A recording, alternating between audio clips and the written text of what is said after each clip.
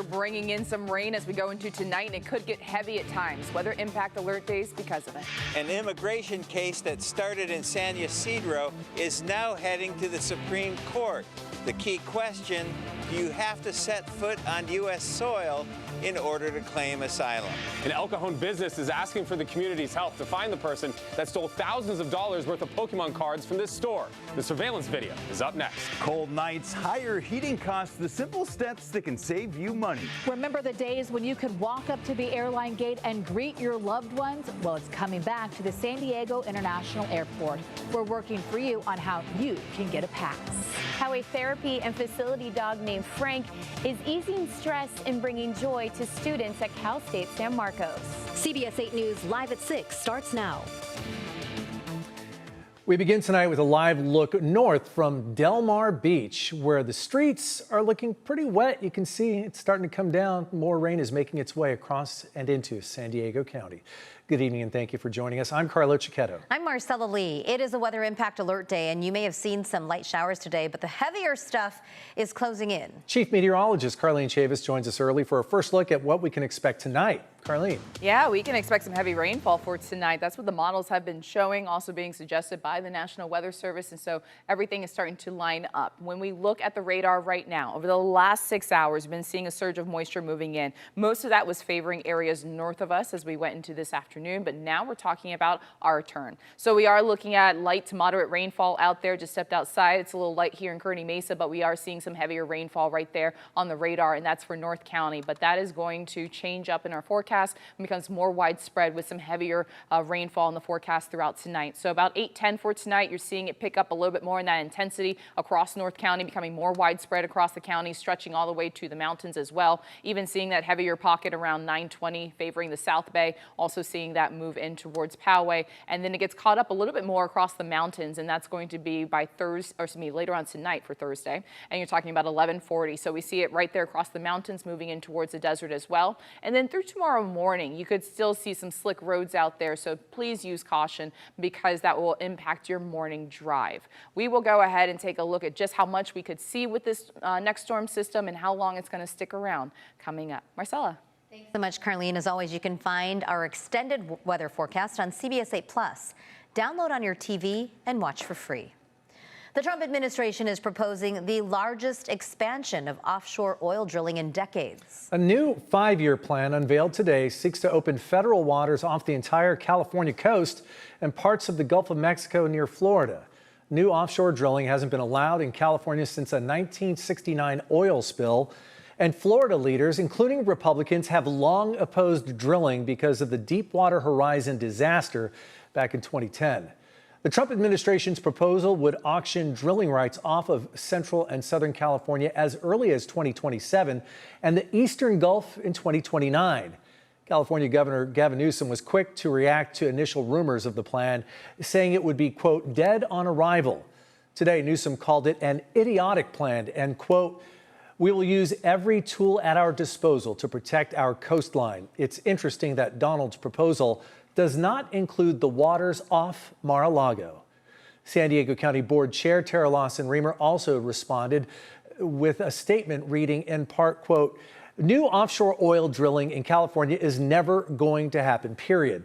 It's gravely unsafe, costly, and poses major risks to the economy and environment.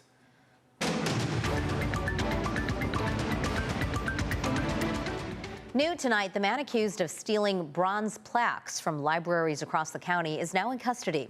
San Diego County Sheriff's deputies received a tip which led them to identify the suspect as 45-year-old Randall Balsley.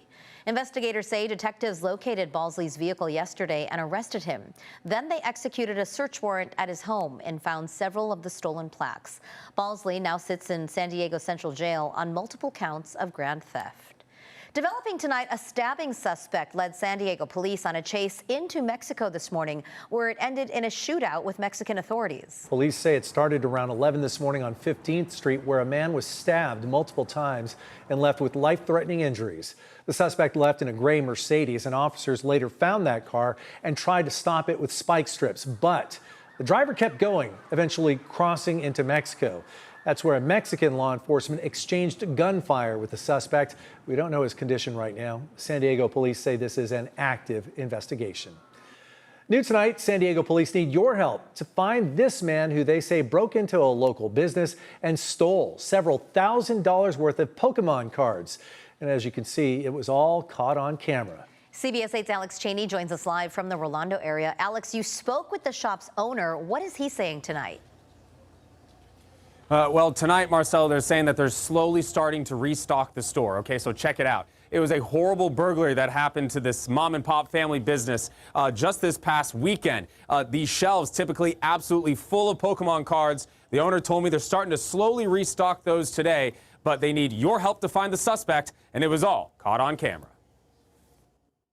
This is surveillance footage from Boulevard Mart Friday into Saturday around 2 a.m. last weekend. You can see a man smash the front glass of the business with a large empty bag over his shoulder. Moments later, another camera angle shows the man ripping cards and other merchandise off the shelves. Then 2 minutes later, he runs out. Like 3 in the morning waking up and I'm like, oh my gosh, can't believe this is happening right now. Now at the shop, the front glass is boarded up. We have these 3 display cases. And these are what the shelves look like now. Valuable single cards that can be worth hundreds of dollars by themselves, and combo boxes gone. It's just very unfortunate. The shop owner estimates somewhere between $15,000 to $20,000 worth of cards were stolen. I think the hardest thing was just calling my mom, letting her know, hey mom, like someone broke into our shop, and just hearing her cry, and my dad in the background also very worried. The owner thinks the suspect knew about the shop before the burglary. The shop doesn't advertise they have Pokemon cards, and the suspect didn't take single cards that have a serial number that can be traced back to the store. This guy definitely knew what he was doing. He came in, like I said, he didn't target the cards that are serialized or graded. The guy, his bag was like loaded to the brink. He didn't take any more because he just couldn't fit anymore. Sergio says the store will install new security equipment and eventually refill all the Pokemon cards that were stolen to continue to be a fun shop for Pokemon fans to visit. We're going to come back stronger, and we are going to restock these cases, and we're going to expand on it. We want families back in here, and we're going to keep doing what we were doing, which is serving our community. And we actually saw some active trading and some selling going on earlier this evening with a customer who came into the store. Now, the San Diego Police Department says they have no one under arrest right now, and they need the public's help, along with the shop owner, to find the person that did this. I'm Alex Cheney, CBS 8. Thanks, Alex. It has been more than 2 decades since people have been allowed to greet their family and friends at the gate at San Diego International Airport. But now that perk is back. It's just for a limited number of people each day. CBS 8's Abby Black is working for you. She joins us live from the airport to explain how this program works. Abby. Well, I was able to apply this morning and was approved in just moments. It was a pretty cool process, and that's why I've been working for you all day to show you how you can do it too. With my electronic SanPass on my phone, I can now go through security and visit the new Terminal 1 for the day without a plane ticket. You can be there all day. You can start in the morning and, leave in the night. The pass is free and it's simple to apply. Let me walk you through how I did it this morning. I logged on to san.org, chose the SanPass, submitted my legal name that's on my TSA approved ID, which is my real ID, my visit date, terminal choice, and some personal information. I literally just applied for it and got it. I was accepted seconds later. You can apply as early as 7 days in advance, and you will be notified the morning of. If you decide to apply on the day of, there's about a 15-minute turnaround time. I talked to a spokesperson at the airport who says this program is operated by TSA. The airport just manages it. TSA stopped allowing non-ticketed visitors after 9/11, so this is a big change. I think it's fantastic. And passengers I talked to are loving it. I remember when my mom used to do that for my aunt whenever she'd come and visit, and I just remember it being such a big moment. Keep in mind, only 60 passes are available per day for both terminals combined, but if approved, you can stay as long as you'd like, and you don't need to accompany a ticketed passenger. So if you're planning to go greet a loved one or friend coming in, you just would need to give yourself time to get through that regular line, knowing that you would not take advantage of Clear or TSA PreCheck. This would not be available to you. Here's what you need to know about the application process. First, apply at SAN.org no more than 7 days in advance or day of. Either way, you'll find out that day. A real ID is required. If approved, you must show the electronic pass that was sent to you via email. It must be in digital form, no paper copies. And you will go through standard TSA screening. They do not allow TSA pre-check or clear. It gives that little extra special touch and allows you to go across security and see your family or friends come right off the gate. And what's cool about this program as well is that kids can do this too.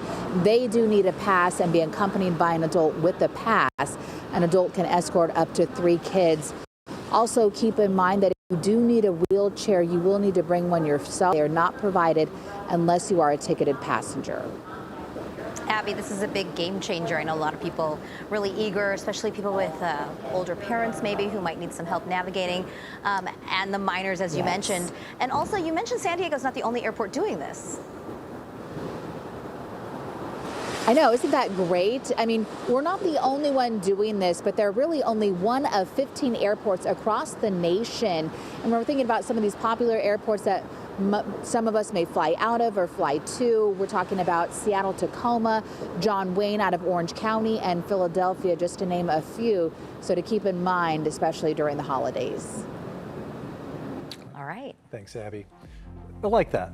I just At least, applied. apply ahead of time. Go meet my daughter But on it's Monday. a fun option. We'll see if I get approved. Yeah. Okay. More people are cranking up the heat as it gets colder across San Diego. Tonight, we're working for you, finding ways you can stay warm without breaking the bank. Plus, the Supreme Court agrees to hear a case over the legality of turning away asylum seekers at a San Diego port of entry. And the concerns tonight after a new report finds California faces a nearly $18 billion budget deficit.